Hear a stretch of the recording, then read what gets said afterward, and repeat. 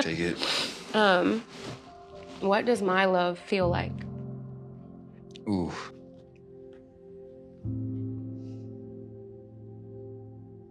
It feels like We played this on our first date. Really? Yeah. Wow. You brought the cards the Mhm. first date. What did Yeah. you think of that? Yeah. it was pretty good. We were just being really intentional though, because we were both driving like 2 hours to meet each other. So we were like, if we're gonna do this, like we don't want to just, what's your favorite color? And like, Yeah. Yeah. so you've been married before? That's cool. Me too. Like it was just, I wanted to go Yeah. deeper. So I brought the big guns on the first That's date. right.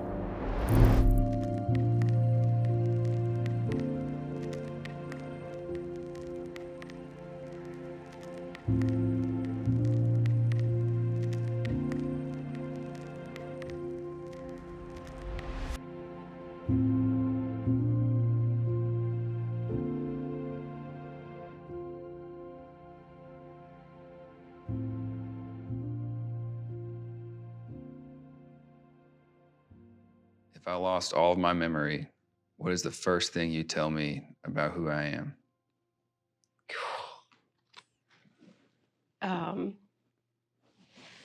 It would be hard to put into words.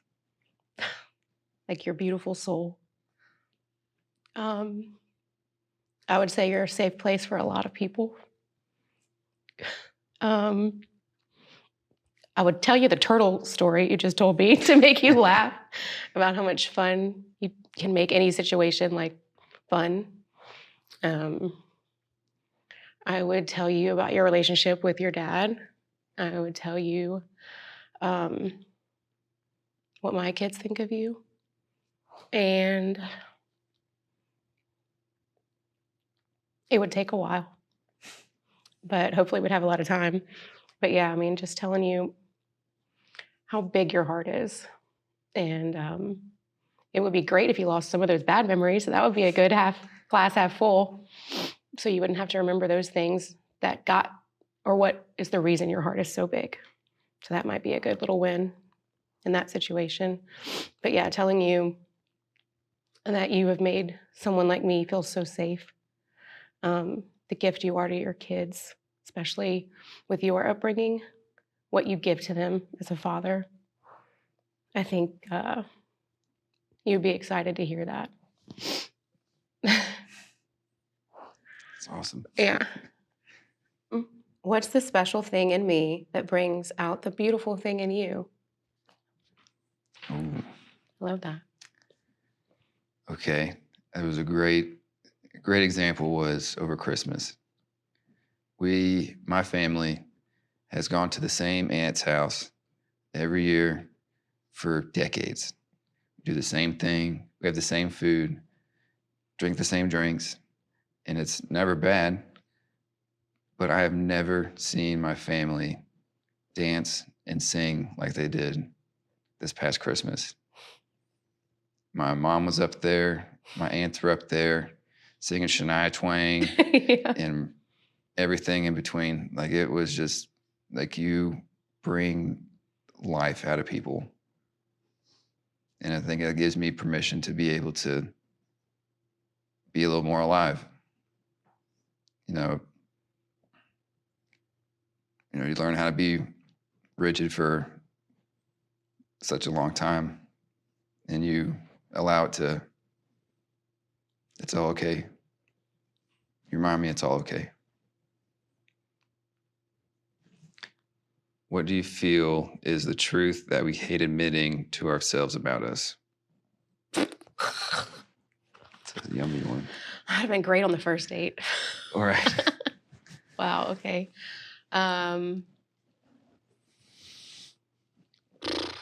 Okay. An ugly truth that I don't like admitting is I think I got the love that I thought I deserved for a long time. And it's like I have you now because I worked so long and hard on myself. And everyone says that, and you just want them to shut up when they're like, oh, you need to love yourself first. You're like, okay, that's lame. But I think an ugly truth is that I put myself in those situations. I allowed those things to continue to happen to me.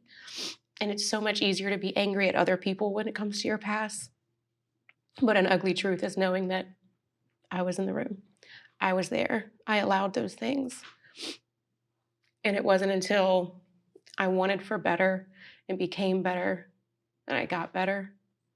So yeah, an ugly truth is that I feel like, not that I'm at fault, because I know my intentions and what I would try to give and do with past relationships or even employment situations, just anything that was ever toxic in my life.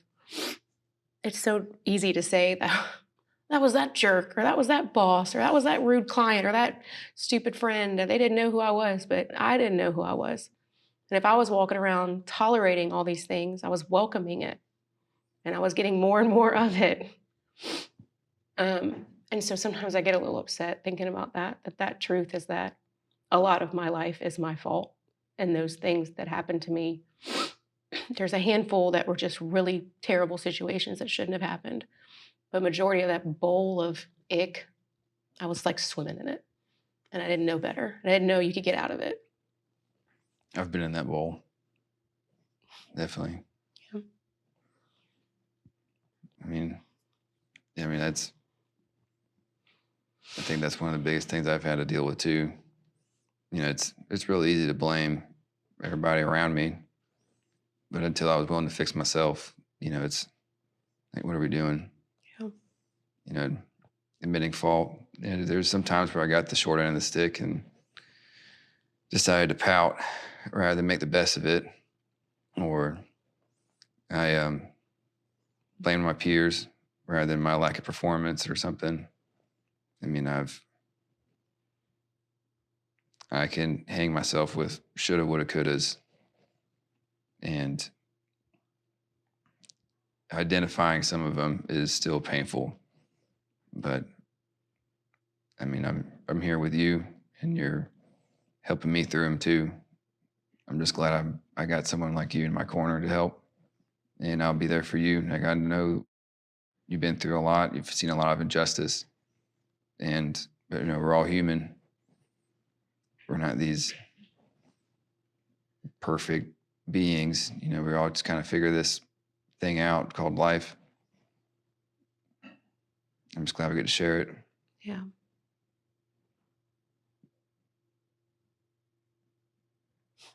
Why do you think life brought us together?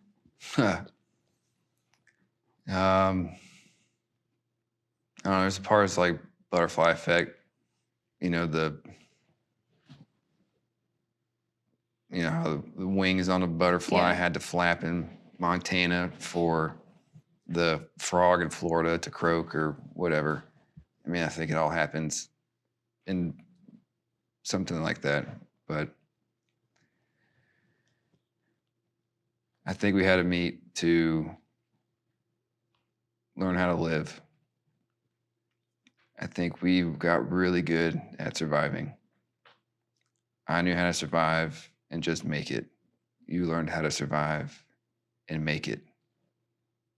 And I think now we're finally going to be able to live and enjoy the little things, and go on vacation and maybe just hang out and watch a movie. But I think we've been so used to doing what we must or doing what we have to. And it's kind of nice to get to do stuff now. Yeah. It's pretty awesome. I definitely think that life brought us together because of like all the good that we put out and tried so hard to get it right and do. Like, we were both those kids who were like, well, if you do X, Y, and Z, you will get this. And we kept being like, what the hell? The equation is not the equation. Math is not mathing, And I feel like we had to meet kind of to make it all worthwhile. I think we've both been living for our kids, which is beautiful, and trying to show them the best example we could. But a gift that they'll have seeing their mom loved is like, I think kids need to see a strong couple a partnership, a genuine, they don't need to grow up so, like with growing up so strong because she saw me that way. Like she'll do stuff that's so hyper independent for a 16-year-old. And I'm proud of her. But I know she did that because she saw her mom only know how to survive and keep everyone at a distance. And I feel like we were brought together so we could both breathe and both be loved and not pouring constantly into someone else. Like I'm being poured into, and then now I can pour into my kids and they get to see that. However, people want to look at it, the universe, our own magnetism, faith, whatever it is that brought us, it doesn't make sense that this even happened. I literally could have just not gotten barbecue. I could have just not could have not gone on that beach trip. Like Yeah. we don't even have a single connection. There's no way this could have happened. You could have not moved. There's so many things that had to line up exactly perfectly. And I know everyone can say that about most of their relationships, Yeah. but And then now I'm staying at the campground at the barbecue place. yeah. I feel like it was to fix it almost in a way and to allow us to grow now. That the first chapter of our life's already done. The second chapter is going to be growing and blooming and being cared for, and that being like a together thing instead of like you surviving, me surviving. Yep, that's what I think. That's all I have to say about that. That's what I gotta say about that. So. What is your greatest hope for us, and what would you have to see to know what we got there? And what would you have to see to know that we got? Yeah, what like the evidence you'd have to see that we got there? My greatest hope is our children know how to love because of us. I think, especially with my oldest, it's like poor thing has learned what not to do, and she's almost used me as like the study guide of like what smart decisions to make and what not so smart. And I think that would be such a huge achievement to be older, in our 80s or something, and looking back and it not be a house or it not be a bank account or anything. It would just be kids that love and are loved. I think that would be the greatest accomplishment. That to me is a generational wealth people should be way more focused on is kids growing up, becoming healthy adults, ending those kind of abandonment cycles. Because it sometimes isn't even like, I was thinking with my kids on that over loving, trying to like make it over the top to make up for what they might not have. They would still see a woman abandoned. Like how like Emmett tries to make up for things sometimes and be the man of the house. He was doing that at 6, and it was like, I don't need him to feel like that and carry that on. Like maybe he won't move away, or maybe he won't choose certain opportunities because he feels he has to take care of his mom. And I don't want that for my kids. And now I know that they're not going to have that. So I just feel like we just continue making decisions that not only make us happy, but allow them to see us so happy. I think that's really winning. It's beautiful. I never really thought about it until now. What does my love feel like? Ooh.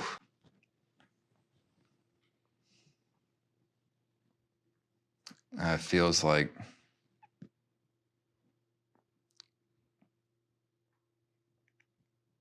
like sunshine on the beach, I'd say.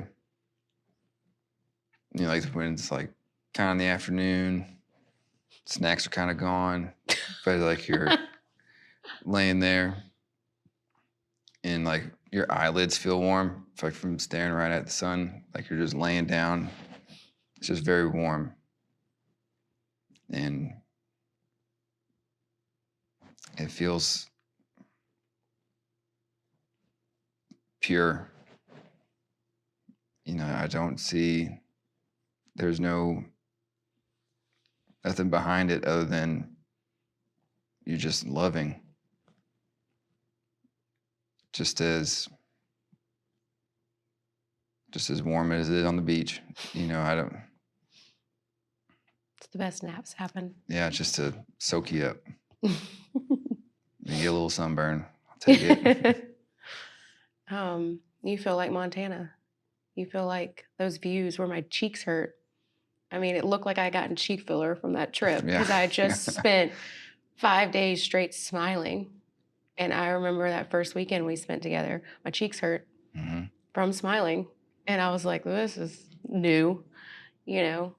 And it's like when you don't need anything but the view and you forget to eat and you don't know what time it is. And you're just like, Living on and beef another jerky. one, yeah, and another beautiful view, and like drive down this road, and then another mountain comes up, or like it changes, and now it's valleys, and now it's just like you're that for me, where I'm like I don't even know what's around the corner, but it's gonna be beautiful, and my cheeks can hurt from me smiling too much. Yeah, that's what you feel like. Oh, well, they just, maybe they wanted them for the camera. I mean, it was like alligator. I was like running out of stuff to get the tears away. I'm a crier anyway. Just make sure that I guess. Yeah, I'm a big baby. I'm tenderhearted, so it's fine. Yeah. No, it was great. I loved it. Production is perfect. Y'all are killing it. Y'all are doing such a good job. Oh, nice. Yeah. Thank you. Very welcoming. You take away the anxiety. You let them know what the next thing is. So I loved it. That's awesome. How about How's you, that for baby? you?